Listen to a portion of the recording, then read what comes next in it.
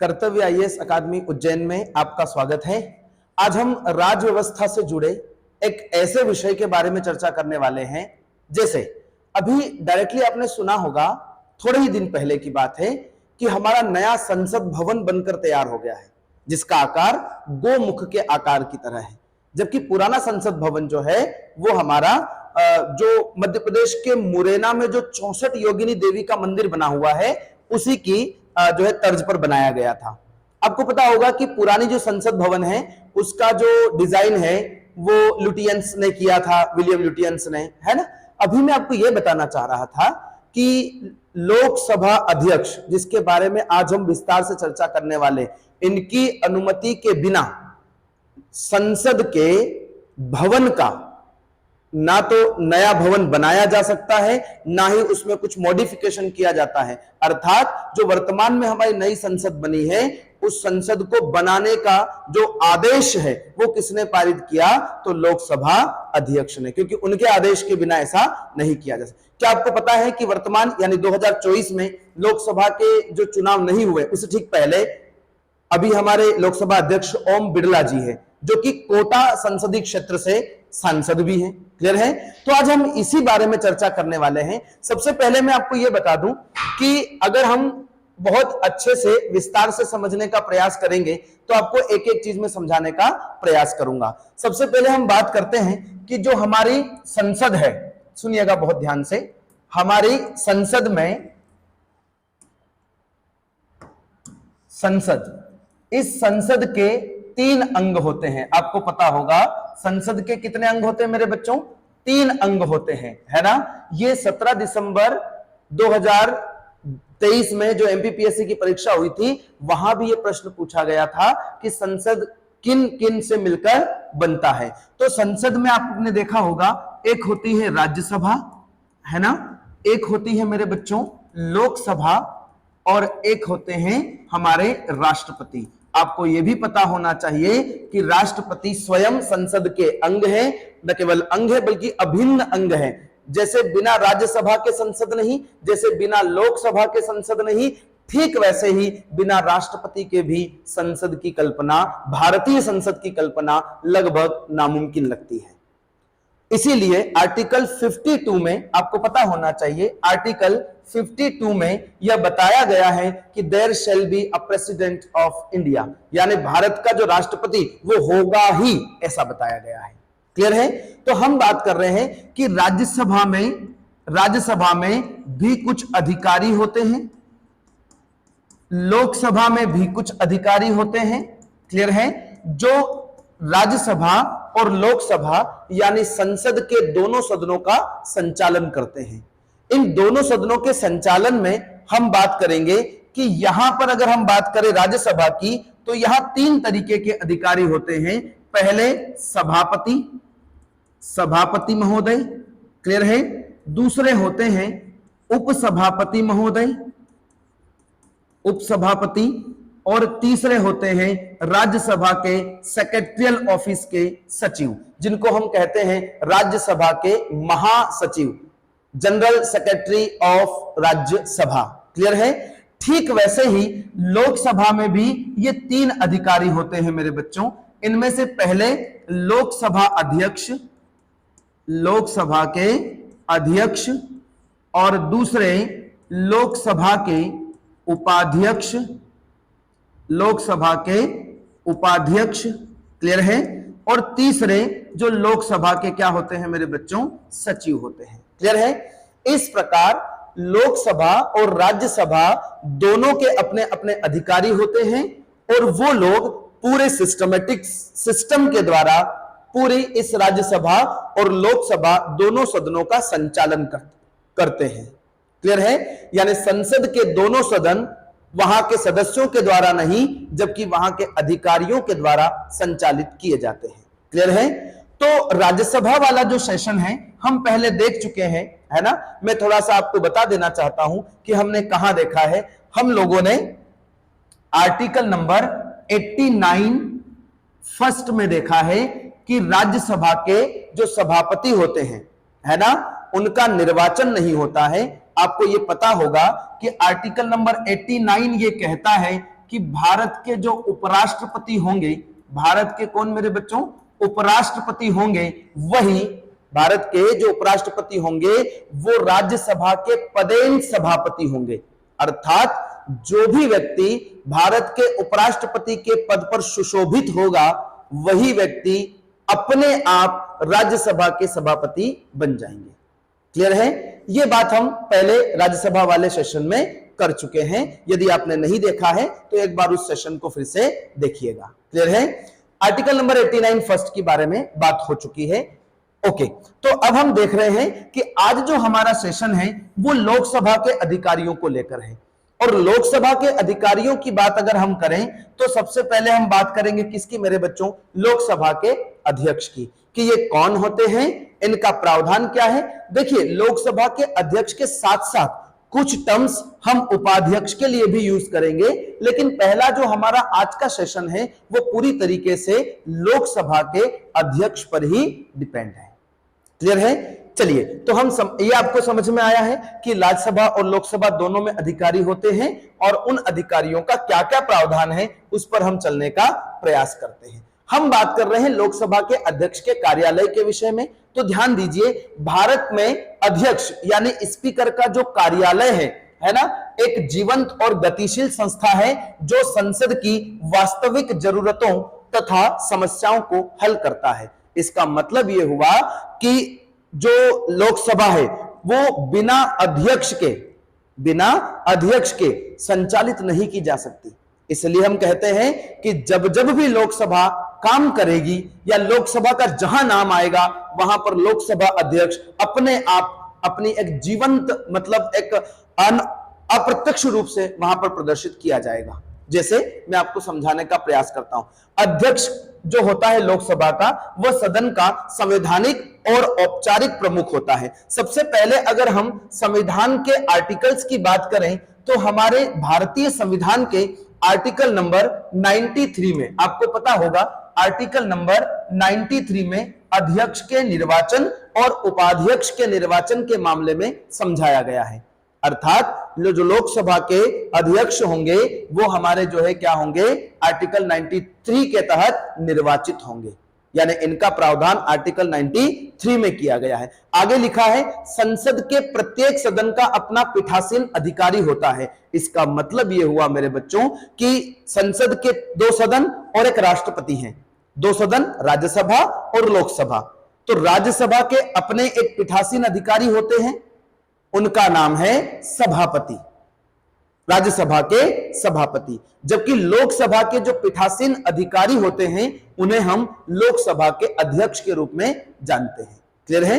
आगे यहां लिखा हुआ है, लोकसभा के लिए एक अध्यक्ष और एक उपाध्यक्ष तथा राज्यसभा हेतु एक सभापति एवं एक उपसभापति होता है। ये सब पॉइंट जो है वो आर्टिकल 93 के तहत हम लोग चर्चा कर रहे हैं कि राज्यसभा में एक सभापति होगा और एक उपसभापति होगा, जबकि लोकसभा में एक अध्यक्ष होगा और एक उपाध्यक्ष होगा।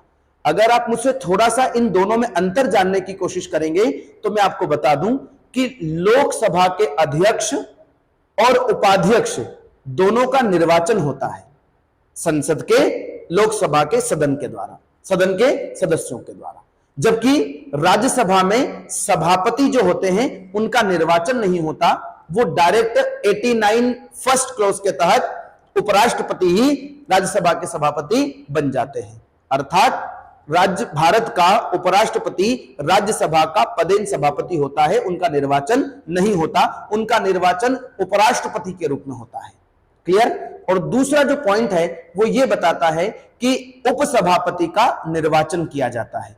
उपसभापति राज्यसभा के सभी सदस्य अपने में से किसी एक व्यक्ति का, जो भी वरिष्ठ व्यक्ति है, उनका उपसभापति के रूप में निर्वाचन यानी कि चुनाव करते हैं। जबकि अगर हम दूसरे फैक्टर की ओर बात करें तो वहां पर 6 सदस्यीय एक टीम होती है जो राज्यसभा के सदस्यों की बनी होती है। यदि सभापति नहीं है तो उपसभापति, उपसभापति नहीं है तो उन 6 सदस्यों में से कोई एक व्यक्ति राज्यसभा का संचालन करता है। जबकि लोकसभा का मामला थोड़ा अलग होता है। लोकसभा के अध्यक्ष भी निर्वाचित होते हैं और लोकसभा के उपाध्यक्ष भी निर्वाचित होते हैं। तो आइए थोड़ा सा हम इसकी हिस्ट्री के बारे में चर्चा करते हैं कि आखिर यह पद कैसे बना और कब का बना हुआ है। क्लियर है मेरे बच्चों? यहां पर हम लोग देखेंगे कि इतिहास का मामला जो है इसका हम थोड़ा सा समझने का प्रयास करते हैं। क्लियर है? तो जब मैं इतिहास के बारे में बात करूं तो सबसे पहले मुझे चलना होगा 1919 के भारत शासन अधिनियम में। आपको पता होना चाहिए कि अंग्रेजों के जमाने में हमारे यहां पर अलग अलग अधिनियम बनाए जाते थे। उनमें से एक अधिनियम है भारत शासन अधिनियम 1919। क्लियर है? इसी को हम एक और नाम से भी जानते हैं, मॉन्टेग्यू चेम्सफोर्ड रिफॉर्म्स, यानी इस अधिनियम को हम मॉन्टेग्यू चेम्सफोर्ड सुधार के नाम से भी जानते हैं। क्लियर है? जैसे एमपीपीएससी ने शायद 2017 या 18 के प्रश्न पत्र में एक बात पूछी भी थी कि मार्ले मिंटो सुधार कब आया था। तो जो भारत शासन अधिनियम 1909 है उसी को मार्ले मिंटो रिफॉर्म्स कहा जाता है, मार्ले मिंटो सुधार। उसी प्रकार से 1919 का जो अधिनियम है उसे मॉन्टेग्यू चेम्सफोर्ड सुधार के नाम से जाना जाता है। क्लियर है?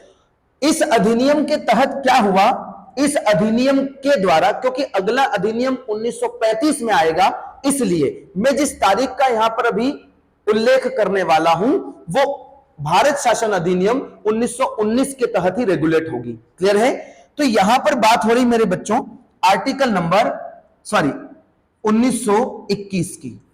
1921 में क्या हुआ कि वायसराय जो चल रहा था, वायसराय की कार्यकारिणी में लोकसभा को चलाने के लिए, क्योंकि वायसराय के अपना भी क्या होता था, एक सदन होता था और वह पूरे भारत को कंट्रोल करने का काम करता था।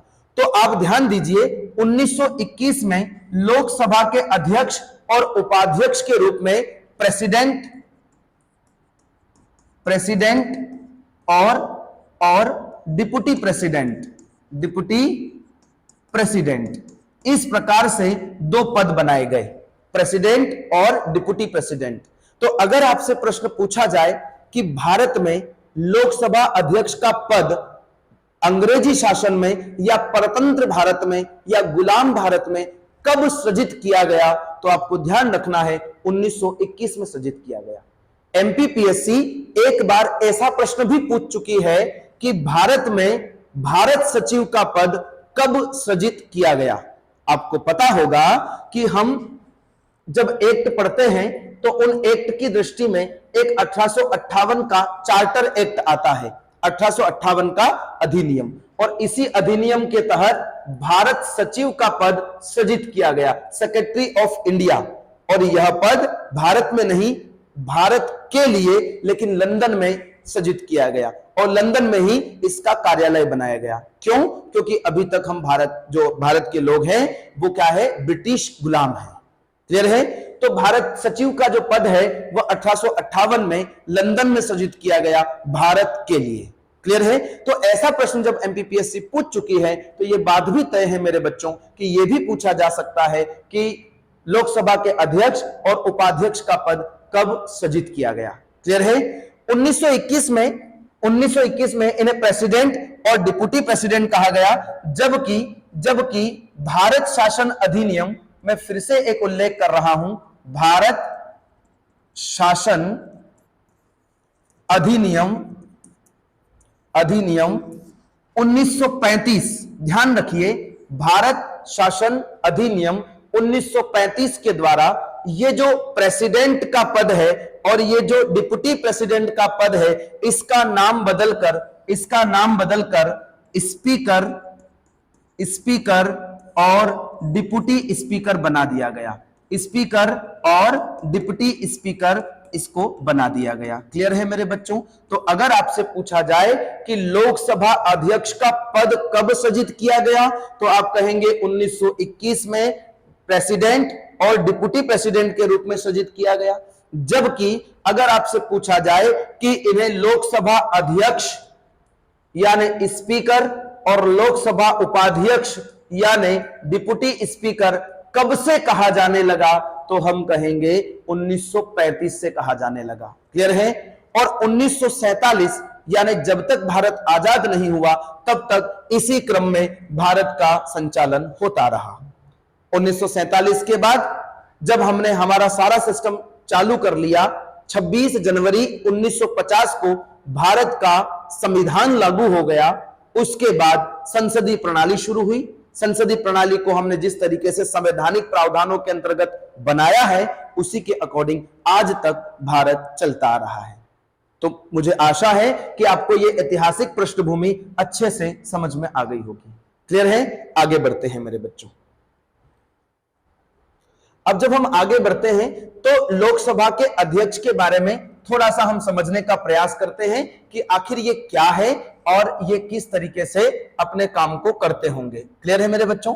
चलिए देखिए, सबसे पहले लोकसभा जो कि देश में सर्वोच्च विधायी निकाय है। आपको पता है सर्वोच्च विधायी निकाय का क्या अर्थ होता है? अर्थात भारत में जो सबसे ऊपर कानून बनाया जाएगा, सबसे ऊपर जो कानून बनेगा पूरे भारत के लिए, वह संसद के द्वारा बनाया जाता है। किसके द्वारा? संसद के द्वारा। संसद को भारत की महापंचायत कहते हैं। मैं तो यह कहूंगा कि लोकतंत्र का एक मंदिर है वो, जहां पर लोगों के हित के लिए, लोकहित के लिए और भारत के लगातार प्रगति और विकास के लिए वहां पर माननीय सांसदों के द्वारा और भारत के राष्ट्रपति की सहमति से वहां पर कानून बनाए जाते हैं। आइए हम इस पॉइंट्स को अच्छे से समझते हैं। सर्वोच्च विधायी निकाय है, अपने अध्यक्ष का चुनाव करती है, जो सदन के दिन प्रतिदिन के कामकाज की क्या करता है मेरे बच्चों? अध्यक्षता करता है। इसका मतलब यह हुआ कि लोकसभा अध्यक्ष लोकसभा के सारे कामकाज को देखता है, यानी कब संसद का बैठक होगी, कब सत्र आप बैठेगा, कब किस व्यक्ति को बोलने का मौका देना है। व्यक्ति मतलब वहां सदन के सदस्यों की बात हो रही है, तो कौन बोलेंगे। जैसे आपको पता होगा कि पक्ष और विपक्ष दोनों होते हैं, है ना, और अदर्स पार्टियां भी संसद में यानी लोकसभा में बैठती है, तो वहां पर कौन कितनी देर तक बोलेगा, कि कौन किस अनुशासन में रहेगा। बहुत मूलभूत बात यह है कि सांसद सदस्यों को अनुशासित रखने का जो काम है वो लोकसभा के अध्यक्ष के द्वारा किया जाता है। इसमें अगर हम देखें मेरे बच्चों, तो लोकसभा अध्यक्ष का चुनाव प्रत्येक नवगठित सदन के प्राथमिक कार्यों में से एक है। इसका मतलब यह है कि लोकसभा, जैसे अभी आपको पता होगा चुनाव में 2024 में अभी अप्रैल मई में लोकसभा के चुनाव होने हैं। इस चुनाव में जो भी पार्टी मेजोरिटी में आएगी, यानी जो भी पार्टी क्या होगी, बहुमत प्राप्त करेगी, चाहे वो कोई भी पार्टी एबीसी कोई भी हो, वो जब बहुमत प्राप्त करेगी तो नवनिर्वाचित जो भी सदस्य होंगे उन नवनिर्वाचित सांसदों में से पहली ही बैठक में अध्यक्ष का चुनाव कर लिया जाता है। अब वो चुनाव की प्रक्रिया क्या होती है उसको हम अभी आपको समझाने का प्रयास करेंगे। लेकिन ध्यान रखिए, बिना लोकसभा के अध्यक्ष, उपाध्यक्ष यानी जो भी अधिकारी संचालन के लिए नियुक्त किए जाएंगे, उनके बिना लोकसभा की बैठकें नहीं चलाई जा सकती। आइए आगे हम समझने का प्रयास करते हैं। चलिए अब हम देखेंगे कि अध्यक्ष का जो निर्वाचन है ना, वो कैसे होता है, उसके मानदंड क्या होते हैं और अध्यक्ष का कार्यकाल कितना होता है। तो पहले सबसे पहले हम मानदंड पर चर्चा करेंगे मेरे बच्चों, कि जो हमारा लोकसभा के अध्यक्ष होते हैं उनके लिए हम क्या क्या शर्तें रख सकते हैं। सबसे पहली बात तो यह होगी कि वह लोकसभा का सदस्य हो। लोकसभा का क्या हो मेरे बच्चों?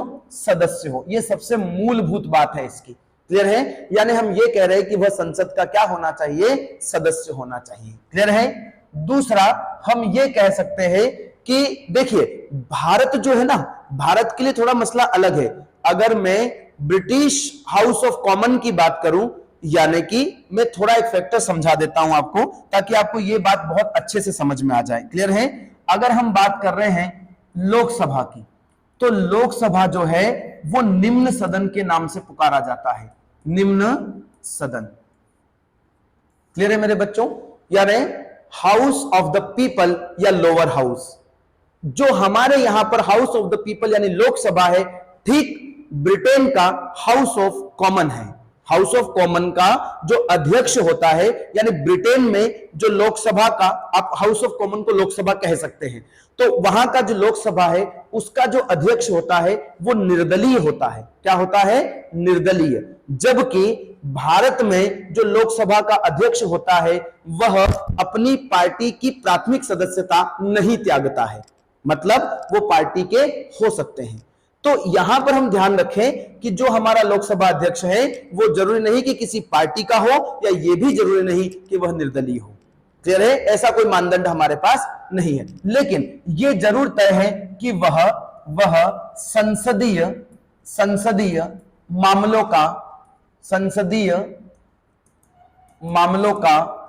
मामलों का क्या हो? जानकार हो। यह एक ऐसा फैक्टर है जिसे संविधान में डायरेक्टली उल्लेखित नहीं किया गया, लेकिन आपको पता होगा कि जब लोकसभा का संचालन किया जाना है तो लोकसभा के छोटे मोटे से लेकर बड़े से बड़े सारे रूल एंड रेगुलेशन उन्हें पता या तो होने चाहिए या फिर उनकी जानकारी उन्हें होना चाहिए। यह मानदंड बहुत ही महत्वपूर्ण है। तीसरे मानदंड पर अगर हम चर्चा करें तो यह भी कह सकते हैं कि सर्वसम्मति से यानी कि लोकसभा में जो पक्ष के लोग हैं वो भी, पोजीशन वाले भी और अपोजिशन वाले भी, सभी मिलकर ही क्या करते हैं? इस पर अपनी राय देते हैं। और जो भी सीनियर ऐसा व्यक्ति जो सेकंड मानदंड यानी संसदीय मामलों का जानकार हो, ऐसी योग्यता को रखता हो, उस व्यक्ति को हम लोकसभा का अध्यक्ष क्या करते हैं? निर्वाचित करते हैं। यह इस तरह से क्यों किया जाता है? क्या कारण है कि विपक्ष का भी इसमें समर्थन या सहमति हम लेते हैं? वैसे जरूरी नहीं है पर लेते हैं। कारण कि लोकसभा जो है, अध्यक्ष जो है वह बिल्कुल निष्पक्ष होने चाहिए। लोकसभा अध्यक्ष अपोजिशन को भी बराबर मौका देते हैं और पोजीशन वालों को भी बराबर मौका देते हैं, चाहे बोलने का मौका हो, चाहे किसी पक्ष पर बात रखने का मौका हो, या अन्य किसी मामलों को लेकर चीजें हो। हर एक पर वह निष्पक्षता के साथ काम करता है। इसको मैं अगर एक ही शब्द में कहूं तो लोकसभा अध्यक्ष लोकसभा के सभी सदस्यों का सम्मान चाहता है, या सभी सदस्य उनका क्या करते हैं? सम्मान करते हैं। क्लियर है? तो ये मानदंड बहुत छोटे से हैं जिनको मैंने आपको समझा दिया। क्लियर है? ये बात जो है ये बिल्कुल क्लियर है कि वह संसद का यानी लोकसभा का सदस्य होना चाहिए। अब हम बात करते हैं मतदान के बारे में। तो लोकसभा का जो अध्यक्ष होता है उसके लिए मतदान का बहुत छोटा सा हम फैक्टर लेकर चलते हैं। चलिए, समझ रहे हैं आप मेरे बच्चों? तो हम लोग बात कर रहे हैं मतदान के बारे में। तो देखिए, एक मानदंड और मैं बता दूं, उसके बाद हम मतदान पर चर्चा करेंगे। मानदंड क्या है कि अभी तक जो अध्यक्ष है वो सत्ताधारी दल से ही आता रहा है। अर्थात जैसे मान लीजिए कि इस बार अमुक पार्टी को यानी पार्टी ए, पार्टी बी और पार्टी सी, इन तीन पार्टियों को खड़ा किया गया। इसमें से अमुक पार्टी ए जो है वो इस बार मेजॉरिटी में आई है, यानी ज्यादा वोट लेकर बहुमत उनको मिला है, तो अध्यक्ष भी इसी दल का होगा। लेकिन वो अध्यक्ष जो है, मैंने आपको बताया कि संसदीय मामलों को जानने वाला होगा और व्यवहारिकता में वो सभी सदस्यों को साथ में लेकर चलने वाला होना चाहिए। क्लियर है? अब अगर हम मतदान पर चर्चा करें मेरे बच्चों, तो मतदान के लिए लोकसभा में जो भी लोग खड़े हैं, यानी जो भी लोग वैसे जो मतदान कर सकते हैं, तो लोकसभा में उपस्थित सदस्य जो क्या कर सकते हो मेरे बच्चों? मतदान कर सकते हो, के द्वारा लोकसभा के अध्यक्ष का चुनाव किया जाता है। एक बार अगर लोकसभा के अध्यक्ष का नाम क्लियर हो गया कि हां, हम में से फलाने व्यक्ति क्या बनेंगे? लोकसभा के अध्यक्ष बनेंगे, तो उसके बाद उसका नाम संसदीय पटल पर या तो प्रधानमंत्री स्वयं रखते हैं, या संसदीय कार्य के जो भी मंत्री निर्धारित किए जाते हैं वो लोकसभा अध्यक्ष का जो है पद नाम जो है आगे नामित करते हैं, और उसके बाद फिर चुनाव होता है। क्लियर है? यहां पर इस चुनाव में आम सहमति में यह कहना चाहता हूं कि पक्ष और विपक्ष दोनों मिलकर ही काम करते हैं। क्लियर है? आइए अब हम कार्यकाल के बारे में चर्चा करते हैं। तो मेरे बच्चों, अगर हम कार्यकाल के बारे में चर्चा करें तो बहुत सामान्य सी चर्चा यहां पर हो सकती है कि अध्यक्ष का जो कार्यकाल है वह लोकसभा में निर्वाचन हुआ है, मान लीजिए उनका लोकसभा अध्यक्ष का, उनके निर्वाचन से लगभग 5 वर्ष की अवधि के लिए वो कार्यभार ग्रहण करते हैं। एक लोकसभा, जैसे 11वीं लोकसभा का, तो 11वीं लोकसभा 5 साल चलेगी, 5 साल तक वो अपना पद धारण करते हैं। हालांकि आप ध्यान रखिए कि 5 साल के बाद भी वो तब तक अपने पद पर बने रहते हैं जब तक नई लोकसभा का चुनाव होकर पहली बैठक से ठीक पहले वो बने रहते हैं।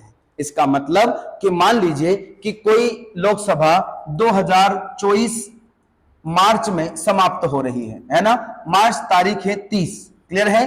तो आपको पता होगा कि लोकसभा का कार्यकाल तो खत्म हो गया, अध्यक्ष का कार्यकाल भी 5 वर्ष का, लेकिन वो अपना पद त्यागते नहीं हैं और वो पद पर कब तक बने रहते हैं? मान लीजिए कि 1 मई को अमुक पार्टी कोई भी मेजोरिटी में आकर क्या हो गए, चुनाव कंप्लीट हो गए और 1 मई को पहली बैठक होना है, लोकसभा की पहली बैठक कब होना है? मान लीजिए 1 मई को, तो वह आप ध्यान रखें 31 अप्रैल को या 30-31 अप्रैल को 1-2 दिन पहले अपना पद क्या करते हैं, त्याग देते हैं। इस बात का आप विशेष ध्यान रखिएगा, क्लियर है? यानी कि लोकसभा का कार्यकाल समाप्त होते ही लोकसभा अपना पद छोड़कर नहीं जाते हैं, क्लियर है? दूसरी बात, लोकसभा अध्यक्ष का कार्यकाल मैंने आपको बता दिया, निर्वाचन की तिथि से 5 वर्ष के लिए होता है, किंतु वह अगली लोकसभा की पहली बैठक के ठीक पहले तक अपने पद पर बने रहते हैं। क्या वे 5 वर्ष से पहले भी अपना पद छोड़ सकते हैं? हां बिल्कुल। लोकसभा के अध्यक्ष जो हैं वो उपाध्यक्ष को अपना त्याग पत्र देते हैं। अपना त्याग पत्र किसको देते हैं मेरे बच्चों? लोकसभा के उपाध्यक्ष को, क्लियर है? और उपाध्यक्ष को त्याग पत्र देकर यदि वो उसे एक्सेप्ट कर ले तो लोकसभा अध्यक्ष अपना पद छोड़ सकते हैं। या फिर एक कार्य और हो सकता है कि यदि ये लोकसभा अध्यक्ष संसद के सदस्य नहीं रहे हैं, यानी कि लोकसभा के क्या नहीं रहे हैं, सदस्य नहीं रहे हैं। अगर वो लोकसभा के सदस्य नहीं है, संसद में स्पेशली यहां ध्यान रखिएगा लोकसभा, यदि वे लोकसभा के सदस्य नहीं रहे हैं तो अपने आप लोकसभा के अध्यक्ष पद से भी वो हट जाएंगे, क्योंकि मानदंड में ये अनिवार्यता है कि वह लोकसभा का क्या हो, सदस्य हो। यदि वो सदस्य नहीं रहेगा तो लोकसभा के अध्यक्ष पद पर भी वो नहीं रहेंगे। मुझे आशा है कि आपको ये सारे फैक्टर्स समझ में आ रहे होंगे। उसके बाद लोकसभा साधारण बहुमत के द्वारा यानी साधारण चुनाव करके बहुमत के द्वारा भी लोकसभा के अध्यक्ष को हटा सकते हैं, क्लियर है? तो उनको हटाने के लिए बहुत साधारण जो है बहुमत और कहां पर चाहिए मेरे बच्चों, लोकसभा में चाहिए। यहां तक की बात आपको समझ में आई? चलिए अब हम आगे देखते हैं कि लोकसभा के जो अध्यक्ष हैं वो काम क्या करते हैं, आखिर उनकी शक्तियां क्या क्या होती हैं और किस तरह से कार्यों का वे संचालन करते हैं। आइए समझने का प्रयास करते हैं। देखिए अध्यक्ष की भूमिका क्या होती है ना, भूमिका क्या होती है और उनकी शक्तियां क्या होती है, इन दोनों ही मामलों में हम विस्तार से जानने की कोशिश करेंगे। क्लियर है मेरे बच्चों? तो सबसे पहले आप उस फैक्टर को जानिए जो बहुत महत्वपूर्ण है ना। ये क्यों बार बार ऐसा हो रहा है मेरे बच्चों? चलिए हो गया जैसा भी, ठीक है। तो पहले हम लोग समझेंगे अध्यक्ष की भूमिका और शक्तियों के बारे में। देखिए यहां पर बताया गया है कि वह सदन के अंदर भारत के संविधान के प्रावधानों, लोकसभा की प्रक्रिया और कार्य संचालन के नियमों तथा संसदीय मामलों का अंतिम व्याख्याकार होगा। मतलब लोकसभा क्या जो भी कामकाज होंगे, उनका जो बात होगी, उनका जो निर्णय होगा वो अंतिम होगा, छोड़कर केवल विधेयकों को यानी कानूनों के मामले में उनका फैसला अंतिम नहीं हो सकता। क्यों? क्योंकि लोकसभा से वो क्या होगा, पारित होगा, फिर राज्यसभा में जाएगा, फिर राष्ट्रपति उस पर साइन करेंगे, वो एक अलग मसला है। मैं अभी संसदीय मामलों की बात कर रहा हूं। और संविधान के प्रावधानों के अकॉर्डिंग यानी संविधान में जो जो प्रावधान किए गए हैं उसी के अनुसार वे उसकी क्या करते हैं, व्याख्या करते हैं। लोकसभा की प्रक्रिया का भी वो संचालन करते हैं और कार्य संचालन के नियमों को भी वो तय करते हैं, और जो जो भी नियम बनाए गए हैं उन्हीं के अकॉर्डिंग वो पूरे संसद के लोकसभा सदन को चलाने का काम करते हैं। आगे हम देखेंगे, आपको यहां से एक बात और समझना है। देखिए यहां एक वर्ड लिखा हुआ है अंतिम व्याख्याकार। ध्यान दीजिएगा कि भारतीय संविधान का जो अंतिम व्याख्याकार है, संविधान की बात कर रहा हूं मैं, भारतीय संविधान का अंतिम व्याख्याकार और संरक्षक भारत का माननीय सर्वोच्च न्यायालय है, यानी सुप्रीम कोर्ट है, वही अंतिम व्याख्या देता है। लेकिन संसदीय मामलों का जो अंतिम व्याख्याकार होता है वह कौन होता है मेरे बच्चों? अध्यक्ष होता है, यानी लोकसभा का अध्यक्ष। संसदीय मामलों में जो भी आज चीजें आ रही है उनकी अंतिम व्याख्या कौन करेगा, और उसी को क्या किया जाएगा, प्रकृति के रूप में यह बाध्य होगी। मतलब वो जो व्याख्या करेंगे वही सर्वोच्च होगी और वह बाध्य भी होगी। क्लियर है? बाध्य का मतलब सभी सदस्य उसे मानेंगे। आगे हम लोग देख रहे हैं कि इन प्रावधानों की व्याख्या के मामले में अक्सर ऐसे निर्णय देता है जिनका सदस्यों द्वारा सम्मान किया जाता है और जो प्रकृति में क्या होते हैं, बाध्यकारी। मैंने आपको अभी समझाया कि वही फैसला लेंगे जिससे सारे लोग उसमें क्या हो जाए, सहमत हो जाए। और प्रकृति में बाध्यकारी का मतलब होता है कि सब लोग नेचुरल उसको क्या कर ले, एक्सेप्ट कर ले। ये पहली उनकी भूमिका, उनकी मतलब लोकसभा के अध्यक्ष की भूमिका होती है। अगले पॉइंट पर हम चले मेरे बच्चों, तो यहां देखिएगा, यह बहुत महत्वपूर्ण एक फैक्टर है, ध्यान दीजिए। चलिए मैं इसको समझाता हूं आपको। संसद की संयुक्त बैठक है ना, अब ये क्या होती है मैं पहले आपको समझा देता हूं कि होती क्या है। ठीक है, मैं यहां आपको एक बहुत अच्छा फैक्टर समझाना चाह रहा हूं कि क्या आपको पता है कि भारत में कोई भी अगर कानून बनेगा, कोई भी क्या बनेगा मेरे बच्चों, कानून बनेगा, तो कानून बनने के लिए भारत का सर्वोच्च विधायी निकाय जो है यानी संसद उस कानून को बनाता है और पारित करता है। संसद में आप यहां देखिएगा, एक हमारा राज्यसभा है और दूसरा मेरे बच्चों हमारी लोकसभा है और तीसरा हमारे राष्ट्रपति है, माननीय राष्ट्रपति। क्लियर है? ये तीन जो चीजें मैं आपको बता रहा हूं, राज्यसभा, लोकसभा और राष्ट्रपति। अब क्या होता है कि मान लीजिए अभी एक कानून आपने नाम सुना था कि भारत में लड़कियों और लड़कों दोनों की जो शादी की उम्र है ना, कौन सी उम्र है शादी की, वो 21-21 हो रही है। पहले लड़की की शादी की उम्र 18 वर्ष और लड़के की शादी की उम्र 21 वर्ष थी। अब क्या हो रही है, 21-21। हालांकि अभी यह कानून पूरी तरीके से पारित नहीं हुआ है, अभी हम थोड़ा समझने का प्रयास करते हैं। तो मान लीजिए कि ऐसा एक कानून संसद बनाने वाली है। संसद में वह कानून किसने लाया, राज्यसभा लेकर आई। तो सबसे पहले राज्यसभा में वह कानून क्या होगा मेरे बच्चों, पास होगा, यानी वह बिल जो विधेयक है वह पारित किया जाएगा। कहां पर, राज्यसभा। फिर कहां आएगा, लोकसभा, और लोकसभा भी उसे पारित कर देगी। तब फिर अंतिम रूप से राष्ट्रपति उस पर क्या करेंगे, अपनी सहमति प्रदान कर हस्ताक्षर करेंगे। उसके बाद वो कानून बन जाएगा और देश में क्या हो जाएगा, लागू हो जाएगा। या फिर लोकसभा अगर लेकर आई है तो लोकसभा में पहले वो पारित होगा, फिर वो राज्यसभा में होगा और फिर उस पर राष्ट्रपति अपनी क्या देंगे, सहमति देंगे। देखिए धन विधेयक के मामले में यह प्रक्रिया नहीं चलाई जाती है। धन विधेयक के मामले में प्रक्रिया कुछ अलग होती है, उस पर हम चर्चा करेंगे आगे चलकर। अभी आप बस इस बात को समझिए कि देश में कानून कैसे बनता है। अच्छा, आपको मैं दो शब्द और क्लियर कर देता हूं। एक शब्द है विधेयक यानी बिल, विधेयक यानी कि बिल, और एक दूसरा आपने नाम सुना होगा एक्ट, मतलब कि कानून। क्लियर है? तो विधेयक उसे कहते हैं, सुनिए, जैसे 21-21 की शादी की तारीख करने का एक क्या कर दिया गया है, बिल बनाया गया, मतलब प्रारूप बनाया गया। ठीक है, वह जब राज्यसभा या लोकसभा कहीं पर भी रखा जाएगा तो उसे विधेयक या बिल कहा जाएगा। क्लियर है? और जब राज्यसभा, लोकसभा और राष्ट्रपति उसे अपनी सहमति देकर पास कर देंगे तो पास हुए बिल को ही एक्ट यानी विधेयक को ही कानून कहा जाता है।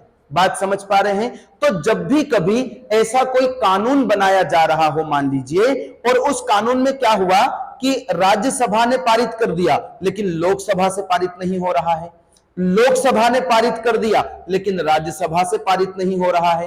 अब सुनिए कि अगर लोकसभा ने पारित कर दिया, मान लीजिए, और वह राज्यसभा में भेजा गया, अब राज्यसभा के पास क्या मामला है कि या तो वो उसे पारित कर दे या फिर वो उसे पारित ना करे। यदि वो पारित ना करे और 6 महीने या इससे अधिक का समय हो जाए, 6 महीने या इससे अधिक का समय हो जाए, ऐसे गतिरोध को दूर करने के लिए, ये गतिरोध ही आ गया ना, इस कानून को पास करने के मामले में क्या आ गया? गतिरोध आ गया, प्रॉब्लम खड़ी हो गई। क्लियर है? तो ऐसे गतिरोध को दूर करने के लिए हमारे संविधान के अनुच्छेद 108 में, संविधान के अनुच्छेद 108 में कहा गया है कि राष्ट्रपति ऐसे संसद के गतिरोध को दूर करने के लिए जॉइंट सिटिंग यानी कि संयुक्त बैठक बुलाएंगे। मेरी बात समझ में आई? संयुक्त बैठक का कारण क्या है, समझ में आया? तो संयुक्त बैठक बुलाने का कारण यह संसद में आए गतिरोध को दूर करना है। क्लियर है? और इसका अधिकार किसके पास होता है मेरे बच्चों? राष्ट्रपति के पास। कौन सा आर्टिकल कहता है? 108 के तहत राष्ट्रपति दोनों राज्यसभा और लोकसभा दोनों की संयुक्त बैठक बुलाता है, और जब भी वो संयुक्त बैठक बुलाएंगे उसकी अध्यक्षता लोकसभा के अध्यक्ष करेंगे। अब आपको पता होगा कि राज्यसभा का अपना सभापति है, लोकसभा का अपना अध्यक्ष है, तो उधर सभापति भी तो है ना। लेकिन ध्यान रखिए कि जब भी संयुक्त बैठक होगी उसकी अध्यक्षता हमेशा लोकसभा का कौन करेगा? अध्यक्ष करेगा। यहां लिखा हुआ है दोनों सदनों की संयुक्त बैठक बुलाएगा कौन? राष्ट्रपति बुलाएगा। वह संसद के दोनों सदनों की संयुक्त बैठक करता है। यहां वह का मतलब लोकसभा अध्यक्ष है। वह मतलब कौन है मेरे बच्चों? लोकसभा के अध्यक्ष हैं, यानी लोकसभा के अध्यक्ष के द्वारा ही वह बैठक की जाती है। आगे बढ़ते हैं, यहां तक की बात समझ में आ गई? ओके, आगे बढ़ते हैं। ऐसी बैठकें किसी विधेयक पर दोनों सदनों के बीच गतिरोध को दूर करने के लिए राष्ट्रपति द्वारा बुलाई जाती है। यह फैक्टर जो मैंने अभी आपको समझाया, और राष्ट्रपति उसे आर्टिकल 108 के तहत ही बुलाते हैं। बात समझ में आई बेटा? यह भी विशेष ध्यान रखना है। क्लियर है? क्यों लाई जाती है वो मैंने आपको समझा दिया, और किस आर्टिकल के तहत लाई जाती है? वो 108 के तहत। लेकिन लाता कौन है? राष्ट्रपति लाता है। कौन लाता है मेरे बच्चे? राष्ट्रपति। क्लियर है? अगला हम देखते हैं सदन का स्थगन। अब इस मामले को थोड़ा सा आपको समझने की जरूरत है। क्लियर है? अब मैंने आपको यह बताया कि लोकसभा का जो अध्यक्ष होता है वह लोकसभा के कार्यों का संचालन करता है, यानी बैठक बुलाना, बैठक को संचालित करना, नियमों के अनुसार संसद सदस्यों को बोलने का मौका देना, ये सारे के सारे काम लोकसभा के अध्यक्ष। अब हुआ क्या कि मान लीजिए कि हमारी लोकसभा में वैसे तो अभी 545 सदस्य हैं, है ना? 543 निर्वाचित होते हैं, 543 निर्वाचित होते हैं, और 2 राष्ट्रपति द्वारा एंग्लो इंडियन मनोनीत किए जाते हैं। क्लियर है? मैं आपको थोड़ा समझाने का प्रयास कर रहा हूं कि यह मुद्दा क्या है। देखिए, मान लेते हैं कि भारतीय संसद में अभी 500 सदस्य हैं। कितने सदस्य हैं? 500। क्लियर है? अब 500 जो सदस्य हैं उनका 10वां भाग, 1/10 भाग, 1/10 भाग का मतलब होता है मेरे बच्चों 50 सदस्य। अब आप बताइए कि लोकसभा की कार्यवाही शुरू होना है, लोकसभा का संचालन यानी बैठक यानी सदन बुलाया जाना है, सत्र बुलाया जाना है। क्लियर है? और ऐसे समय में पूरी लोकसभा में 500 में से केवल 50 सदस्य भी मौजूद नहीं है, 50 सदस्य भी मौजूद नहीं है, तो क्या संसद की कार्यवाही चलाई जानी चाहिए? नहीं। यही बात का निर्णय लोकसभा का अध्यक्ष करता है। और यदि अगर 1/10वां भाग, जिसे गणपूर्ति कहते हैं, गणपूर्ति मतलब इंग्लिश में इसको कोरम कहते हैं। क्या कहते हैं मेरे बच्चों? कोरम। क्लियर है? तो ये गणपूर्ति अगर नहीं है, मतलब कुल उपस्थित लोगों का 10वां हिस्सा भी नहीं है, कुल निर्वाचित लोगों का 10वां हिस्सा भी अगर सदन में मौजूद नहीं है, तो लोकसभा के जो अध्यक्ष हैं वो सदन को क्या कर सकते हैं? एडजस्ट कर सकते हैं, यानी स्थगित कर सकते हैं।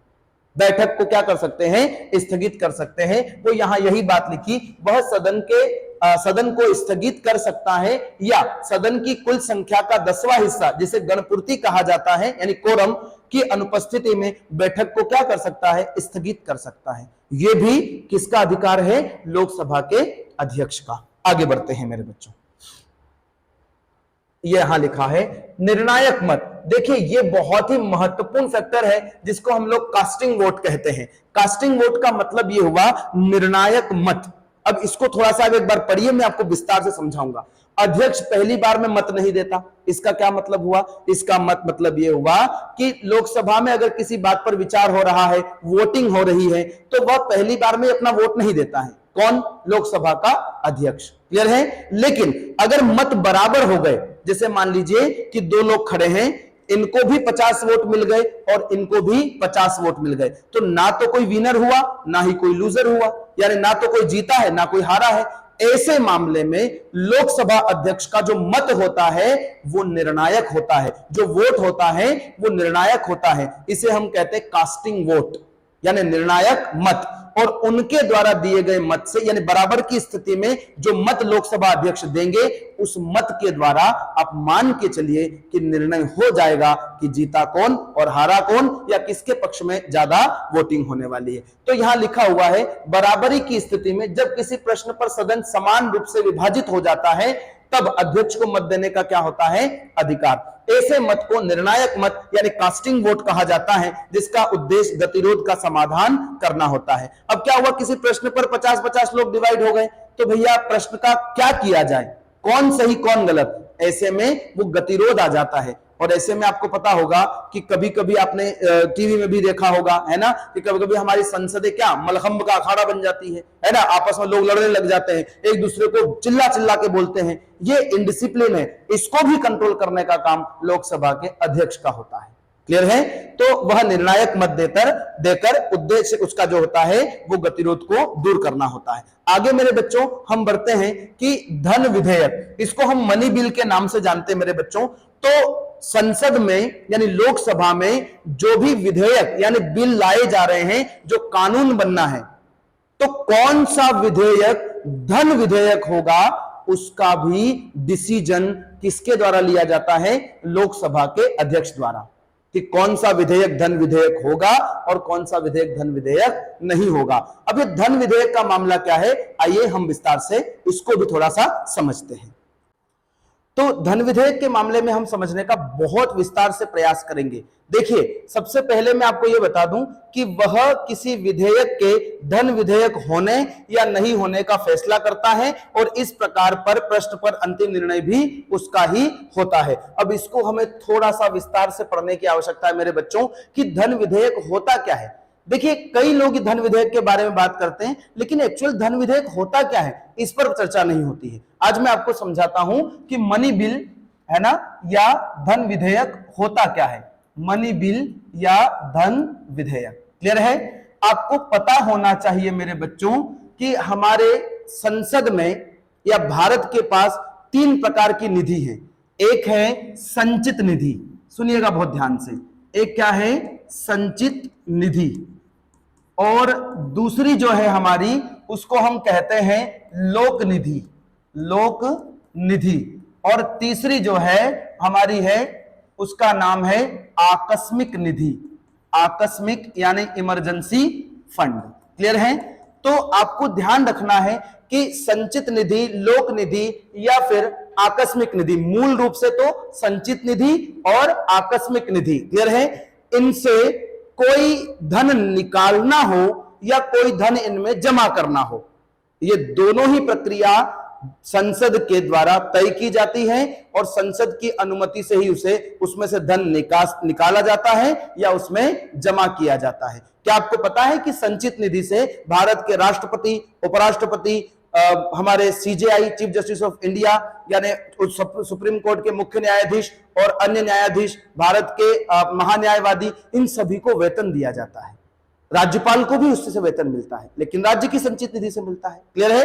तो इनसे पेमेंट निकालना या जमा करना, ये इससे संबंधित अगर कोई बात या बिल लाया गया है तो उसको हम क्या कहते हैं, धन विधेयक। या फिर भारत पर, जैसे भारत पर कोई कर अधिरोपित करना है, कर अधिरोपित करना मतलब कोई टैक्स लगाना है। क्लियर है? कर मतलब क्या होता है मेरे बच्चों? कोई टैक्स लगाना है या किसी टैक्स को हटाना है या किसी टैक्स में कमी करना है या किसी टैक्स को बढ़ाना है। ऐसा कोई भी मामला यानी कर के मामले में परिवर्तन हो या कुछ भी मामला हो इससे संबंधित, तो उन सभी से संबंधित विधेयकों को हम धन विधेयक कहते हैं। इसकी परिभाषा मेरे बच्चों आर्टिकल नंबर 110 में बताई गई है। तो मान लीजिए कि बिल आया, अब वो जो बिल है वो धन विधेयक है या सामान्य विधेयक है, इस बात का निर्णय लोकसभा अध्यक्ष के द्वारा किया जाता है। अच्छा, एक बात और विशेष ध्यान रखना कि लोकसभा के जो अध्यक्ष होते हैं, लोकसभा के जो अध्यक्ष होते हैं ना मेरे बच्चों, उनका निर्णय अंतिम होता है। लोकसभा के अध्यक्ष का निर्णय क्या होता है? अंतिम होता है। अगर मान लीजिए किसी बिल को यानी विधेयक को लोकसभा अध्यक्ष ने प्रमाणित कर दिया कि यह धन विधेयक है, तो इस मामले में ना तो सुप्रीम कोर्ट में चुनौती दी जा सकती है और ना ही राष्ट्रपति उसको बदल सकते हैं। इसका मतलब कि यह लोकसभा अध्यक्ष का अंतिम और सर्वोच्च निर्णय होता है। आपको पता होना चाहिए कि लोकसभा अध्यक्ष 3 प्रकार से शक्तियां ग्रहण करते हैं, जिनमें से पहला भारत का संविधान है, दूसरा संसदीय कार्य मामलों का अधिनियम है। ये जो आपको बता रहे हैं ये सब लोकसभा अध्यक्ष के शक्तियों के क्या है मेरे बच्चों? स्रोत है। क्लियर है? तो लोकसभा अध्यक्ष अंतिम निर्णय लेता है। अब दूसरी बात कि इस धन विधेयक को विशेष बहुमत या विशेष प्रक्रिया द्वारा पारित किया जाता है। विशेष प्रक्रिया द्वारा पारित किया जाता है। तो कौन सी प्रक्रिया होगी, कैसी प्रक्रिया होगी? इस प्रक्रिया यानी धन विधेयक के पारित होने की प्रक्रिया का जो मामला है वो आर्टिकल नंबर 109 में बताया गया है। कौन से आर्टिकल में बताया गया मेरे बच्चों? 109 में, कि उसकी प्रक्रिया क्या होगी, उसे विशेष बहुमत द्वारा कैसे पारित किया जाएगा। दूसरा मसला कि धन विधेयक जो है मेरे बच्चों वह केवल लोकसभा में प्रस्तुत किया जा सकता है, केवल लोकसभा में प्रस्तुत किया जाता है, राज्यसभा में नहीं। लेकिन अगर लोकसभा ने धन विधेयक को पारित कर दिया है तो फिर उसे राज्यसभा को भेजा जाता है। लेकिन अगर राज्यसभा इसे पारित नहीं करती है या 14 दिन के भीतर उसे पारित करना होता है, वरना वह विधेयक अपने आप पारित मान लिया जाता है। या फिर अगर राज्यसभा कुछ सिफारिश करती है उसमें चेंजेस करने की, तो लोकसभा उसके लिए बाध्य नहीं है। लोकसभा चाहे तो उसमें चेंज करे, चाहे तो चेंज ना करे। क्लियर है? और अगर चेंज होते भी हैं तो उसके बाद वापस राज्यसभा के पास नहीं जाता, वो अपने आप ही क्या हो जाता है? पारित। यानी कि लोकसभा में ही पारित किया जाएगा और धन विधेयक के मामले में राज्यसभा के पास बहुत सीमित शक्तियां होती हैं, बहुत ही सीमित शक्तियां होती हैं। क्लियर है? एक बात और ध्यान रखिए, मैंने आपको बताया कि यह केवल लोकसभा में रखा जा सकता है। तो लोकसभा में जब इसको रखा जाता है तो इसके पहले यानी पूर्व अनुमति अति आवश्यक है। अति आवश्यक है किसकी मेरे बच्चों? राष्ट्रपति की। यानी कि बाकी जितने भी विधेयक होते हैं ना मेरे बच्चों, वो बाकी सभी विधेयकों में लोकसभा, राज्यसभा, राष्ट्रपति अंतिम रूप से आते हैं, जबकि धन विधेयक के मामले में राष्ट्रपति की पूर्वा अनुमति आवश्यक होती है। उसके बाद लोकसभा पारित करे, राज्यसभा उसे पारित करे या 14 दिन के भीतर भेज दे, यानी लोकसभा से पारित होने के बाद वो राष्ट्रपति के पास जाता है। अब राष्ट्रपति के पास 2 प्रकार की शक्तियां हैं। पहली ये कि वह धन विधेयक को पारित कर दें और दूसरी ये कि वो अपने पास इसे रोककर रख सकते हैं। क्लियर है? तो धन विधेयक का मामला आपको पूरी तरीके से क्लियर हुआ। तो कोई विधेयक धन विधेयक है या नहीं है, इसका भी अंतिम निर्णय लोकसभा के अध्यक्ष का मेरे बच्चों होता है। चलिए और पीछे के मामले में हम समझने का प्रयास करते हैं। क्लियर है मेरे बच्चों? आगे बढ़ते हैं। अब आगे हम बढ़ते हैं सदस्यों की अयोग्यता के मामले में। देखिए, इस बात को आप बहुत छोटे से मामले में लेकर मत चलिएगा, क्योंकि बहुत बड़ी चीज है। 10वीं अनुसूची आपको पता होगा, 10वीं अनुसूची हम लोग दल बदल के लिए जानी जाती है, दल बदल के लिए। क्लियर है? 52वां संविधान संशोधन आपने देखा होगा और इसके द्वारा दल बदल का प्रावधान किया गया है। ये लिखा 52वें संविधान संशोधन के द्वारा। क्लियर है? इसका मतलब कि कोई व्यक्ति, जैसे मान लीजिए मैं हूं, मैं पार्टी ए से चुनकर लोकसभा का सदस्य बना और सदस्य बनने के बाद मैं पार्टी बी में चला गया, तो आपको पता होना चाहिए कि मुझे पार्टी ए के रूप में जनता ने जो है निर्वाचित किया है, जबकि मैं पार्टी बी में चला गया हूं। तो मैं जब सांसद पार्टी ए से पार्टी बी में जाऊंगा तो मेरी संसद सदस्यता भी क्या हो जाएगी, रद्द हो जाएगी। यानी मैं उज्जैन से लोकसभा सदस्य नियुक्त हुआ, निर्वाचित हुआ, और मैं पार्टी ए से गया और मैंने पार्टी बी ज्वाइन कर ली, तो यह पद वापस खाली हो गया। यानी चुनाव का जितना खर्चा हुआ या चुनाव की जो प्रक्रिया हुई या चुनाव जो हुआ वो सब वापस जीरो हो जाएगा, वो सीट खाली हो जाएगी, फिर से उस पर उपचुनाव होंगे, फिर मैं खड़ा हो सकता हूं। यानी अब मैं पार्टी बी से खड़ा होऊंगा। बात समझ पा रहे हैं? तो ये दल बदल वाला मामला है। हमारे 2018 में अगर मैं बात करूं तो मध्य प्रदेश में इस प्रकार का काम हुआ है। जैसे ज्योतिरादित्य सिंधिया जी जो हैं वो 22 या 19 विधायकों को लेकर पार्टी बीजेपी यानी बी में शामिल हो गए थे। इस कारण से उन सभी की सदस्यता जो विधानसभा की थी वो भी क्या हो गई थी, रद्द। जैसे तुलसी सिलावट वगैरह जो हमारे अभी माननीय मंत्री जी हैं, ये सब लोग क्या हो गए थे, इनके विधायक जो है इनकी सदस्यता रद्द हो गई थी। फिर आपको पता होगा उपचुनाव हुआ और उपचुनाव में फिर से ये लोग चुनकर गए। आई बात समझ में? तो ये पूरी प्रक्रिया इस मामले में होती है। तो ध्यान रखिए कि 10वीं अनुसूची यानी 10 शेड्यूल के प्रावधानों के तहत दल बदल के आधार पर उत्पन्न होने वाले लोकसभा के किसी सदस्य की अयोग्यता के प्रश्न पर निर्णय अध्यक्ष ही करता है। यानी दल बदल अगर हुआ है तो अब वो सदस्य नहीं रहेगा। इस प्रश्न का निर्णय कौन करेगा? लोकसभा के अध्यक्ष करेंगे। यह शक्ति भारतीय संविधान में 52वें संविधान संशोधन द्वारा अध्यक्ष में निहित कर दी गई है। अध्यक्ष इस बात पर निर्णय ले सकते हैं। सर्वोच्च न्यायालय में 1992 में एक फैसला सुनाया गया कि अध्यक्ष का निर्णय न्यायिक समीक्षा के अधीन है, अर्थात अध्यक्ष जो निर्णय लेंगे उस पर न्यायालय अपनी समीक्षा दे सकता है और उस पर न्यायालय अपनी टिप्पणी भी कर सकता है। यह मामला 1992 में आता है। क्लियर है? तो ये वाला जो मामला है अयोग्यता का मामला, यह भी किसका है? लोकसभा के अध्यक्ष का है। आइए आईपीजी, अब ये क्या होता है? इंडियन पार्लियामेंट्री ग्रुप, आईपीजी, यानी अध्यक्ष जो होंगे लोकसभा के वे भारतीय संसदीय समूह के पदेन अध्यक्ष के रूप में कार्य करते हैं। यह समूह भारत की संसद और विश्व की विभिन्न संसदों के बीच एक क्या है? कड़ी है। अब आईपीजी आप समझ लीजिए, आप सिंपल भाषा में यह समझिए कि जितने भी संसदीय कार्य होंगे, या मान लीजिए कि हमारी संसदीय लोगों को, संसदीय सदस्यों को या संसदीय सेक्टर में किसी अन्य देश की संसद से कुछ चर्चा वर्चा करना है या कुछ बातचीत करना है, कुछ फैसला लेना है, तो ये सारे मामले आप ध्यान रखिए कि किसके अंतर्गत आते हैं? आईपीजी एक कमेटी होती है, ग्रुप होता है, और उसकी अध्यक्षता भी कौन करते हैं? लोकसभा के अध्यक्ष करते हैं। वह देश में विधायी निकायों के पीठासीन अधिकारियों के सम्मेलन के पदेन अध्यक्ष के रूप में भी कार्य करते हैं। मान लीजिए कि देश के अलग अलग जगह से पीठासीन अधिकारी आते हैं, यानी कि अलग अलग राज्यों के विधानसभा के अध्यक्ष वगैरह आए या कुछ भी ऐसे पीठासीन अधिकारी आते हैं, तो उन सबकी अध्यक्षता भी कौन करते हैं? लोकसभा के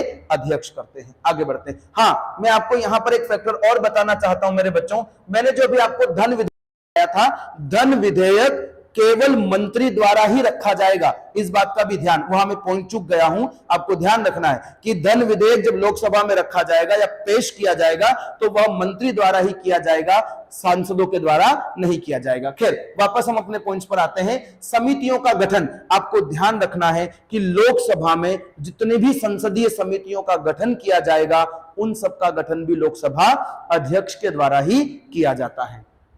क्लियर है? लोकसभा की समितियों का अध्यक्ष द्वारा ही गठित की जाती हैं और इसके निर्देशन में ही कार्य करती हैं। इसके द्वारा सभी संसदीय समितियों के अध्यक्ष मनोनीत भी किए जाते हैं। मान लीजिए कि जैसे बिजनेस एडवाइजरी समिति है, कार्य संचालन समिति जिसको हम कह रहे हैं, तो कार्य संचालन समिति जो है उसकी अध्यक्षता तो डायरेक्ट कौन करते हैं? लोकसभा के अध्यक्ष ही करते हैं। एक ऐसी ही जनरल पर्पस कमेटी होती है, उसके भी अध्यक्ष कौन होते हैं? सीधे तौर पर लोकसभा के अध्यक्ष होते हैं। एक और होती है रूल्स कमेटी, नियम संचालन समिति, उसकी अध्यक्षता भी डायरेक्ट कौन करते हैं? लोकसभा के अध्यक्ष करते हैं। क्लियर है बात समझ में? लेकिन इसके अलावा जो लोकसभा की यानी संसद की कमेटियां होंगी उनके अध्यक्ष कौन कौन होंगे, इस बात का भी निर्धारण लोकसभा अध्यक्ष द्वारा ही किया जाता है। अब आपको मैंने जो 3 कमेटियां बताई हैं वो यहां देख लीजिए आप, है ना? इसकी अध्यक्षता, इसकी मतलब लोकसभा अध्यक्ष की अध्यक्षता में कार्य सलाहकार समिति, बिजनेस एडवाइजरी कमेटी, दूसरा अगर हम देख रहे हैं तो सामान्य प्रयोजन समिति, जनरल पर्पस कमिटी और नियम समिति यानी रूल्स कमिटी जैसी समितियां सीधे काम करती है किसके अंडर में? लोकसभा अध्यक्ष के अंडर में। यानी लोकसभा अध्यक्ष ही डायरेक्ट उनका क्या होता है? अध्यक्ष होता है। आगे हम चलते हैं मेरे बच्चों। अध्यक्ष के कुछ विशेषाधिकार भी हैं। इन विशेषाधिकारों में अगर हम बात करें तो अध्यक्ष सदन और उसकी समितियों और सदस्यों के अधिकारों तथा विशेष अधिकारों का क्या होता है? संरक्षक होता है। यानी किसी संसद के सदस्य का विशेष अधिकार हनन ना हो, उसको बोलने का पूरा मौका दिया जाए, है ना, उसकी बातों को सुना जाए, उनके प्रश्न का समय पर उत्तर दिया जाए, किसी भी व्यक्ति का अपमान ना हो, इन सब बातों का भी संरक्षण कौन करता है? वो अध्यक्ष करते हैं। क्लियर है? विशेषाधिकारों के किसी भी प्रश्न को परीक्षा, जांच और प्रतिवेदन के लिए विशेषाधिकार समिति को सौंपना अध्यक्ष पर ही क्या करता है? निर्भर करता है। मतलब उसकी विशेष जांच होनी चाहिए, नहीं होनी चाहिए। आपने सुना होगा बहुत सारी हरकतें हो जाती है संसद में, है ना, और भी कहता है कि ये जांच का विषय है, इसकी जांच करवाई जाएगी, तो जांच कमेटी उसकी जांच करती है ना। ये बहुत सारे फैक्टर्स आपको देखने को मिल जाएंगे। क्लियर है? आगे बढ़ते हैं। अध्यक्ष को हटाया जाना। देखिए ये वाला जो पॉइंट है ये अंतिम रूप से आपको ऐसे समझना है कि लोकसभा अध्यक्ष अपवाद स्वरूप सामान्यतः लोकसभा अध्यक्ष को लोकसभा के कार्यकाल तक अपने पद पर बना रहता है। हालांकि निम्नलिखित शर्तों के अंतर्गत अध्यक्ष को लोकसभा के अध्यक्ष के पद से पहले ही खाली करना पड़ सकता है। पहला मैंने आपको पहले ही बता दिया, यदि वह लोकसभा का सदस्य नहीं रहता है, यदि वह उपाध्यक्ष को अपना लिखकर पत्र क्या कर दे? रिटर्न में इस्तीफा दे दे, यदि उसे लोकसभा के सभी सदस्यों के द्वारा बहुमत पारित कर हटा दिया जाए। देखिए जब भी लोकसभा अध्यक्ष को हटाने का कोई प्रस्ताव लोकसभा में लाया जाएगा, पहले तो लोकसभा में ही लाया जाएगा और दूसरा लोकसभा में लाया जाएगा उससे 14 दिन पहले, 14 डेज पहले, क्लियर है, एडवांस नोटिस यानी पहले से सूचना लोकसभा अध्यक्ष को देनी होगी। क्लियर है? एडवांस नोटिस के बाद ही कोई प्रस्ताव लोकसभा अध्यक्ष को हटाने का लाया जा सकता है। दूसरी बात समझिए कि लोकसभा अध्यक्ष को हटाने का अगर कोई प्रावधान या प्रस्ताव लोकसभा में चल रहा है तब वह सदन में बैठ भी सकते हैं, सदन में बोल भी सकते हैं और सदन में वो अपनी चीजों को रख भी सकते हैं, लेकिन अध्यक्षता नहीं करते हैं। मत भी दे सकते हैं, ध्यान रखिएगा, मत भी दे सकते हैं, लेकिन अगर उनको हटाने का प्रस्ताव चल रहा है तो उनका मत कास्टिंग वोट में नहीं गिना जाता, यानी बराबर की स्थिति में वो निर्णायक मत नहीं दे सकते। इस बात का भी आपको ध्यान रखना है। क्लियर है मेरे बच्चों? चीजें समझ में आ रही हैं? आगे हम लोग बढ़ते हैं। क्लियर है?